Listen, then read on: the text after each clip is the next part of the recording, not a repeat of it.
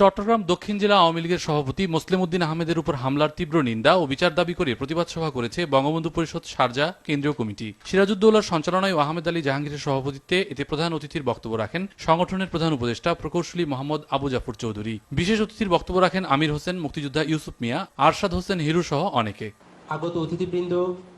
Saudi আরবের মদিনায় বাংলাদেশ দূতাবাস ও সোনালী ব্যাংকের যৌথ উদ্যোগে রেমিটেন্স কনফারেন্স অনুষ্ঠিত হয়েছে। অনুষ্ঠানের প্রধান অতিথি ছিলেন সৌদি আরবে নিযুক্ত বাংলাদেশের রাষ্ট্রদূত গোলাম মসি ও বিশেষ অতিথি ছিলেন জেদ্দা কনসুলেটের consul general AKM. Shahidul Karim. Councillor Azizur রহমানের সঞ্চালনায় অনুষ্ঠানে সভাপতিত্ব করেন সোনালী ব্যাংকের এজিএম ও রিয়াদ প্রতিনিধি আব্দুল ওয়াহাব। সৌদি আরবের রিয়াদের স্থানীয় একটি কমিউনিটি সেন্টারে রিয়াদ মহানগর বিএনপির উদ্যোগে জাতীয় বিপ্লব ও সংহতি দিবস উপলক্ষে আলোচনা সভা অনুষ্ঠিত হয়েছে। অ্যাডভোকেট সিদ্দিকুর রহমান ইমরানের সভাপতিত্বে এতে প্রধান অতিথি ছিলেন সৌদি আরব পূর্বাঞ্চল বিএনপির সভাপতি অধ্যাপক আ.ক.ম. রফিকুল ইসলাম। আলহাজ কবির হুসাইনের সঞ্চালনায় বিশেষ অতিথির বক্তব্য রাখেন রিয়াদ পূর্বাঞ্চল কেন্দ্রীয় বিএনপির উপদেষ্টা আলহাজ জামাল উদ্দিন আহমেদ, রিয়াদ মহানগর বিএনপির সিনিয়র সহসভাপতি মনিরুল ইসলাম ফকির সহ আরও অনেকে।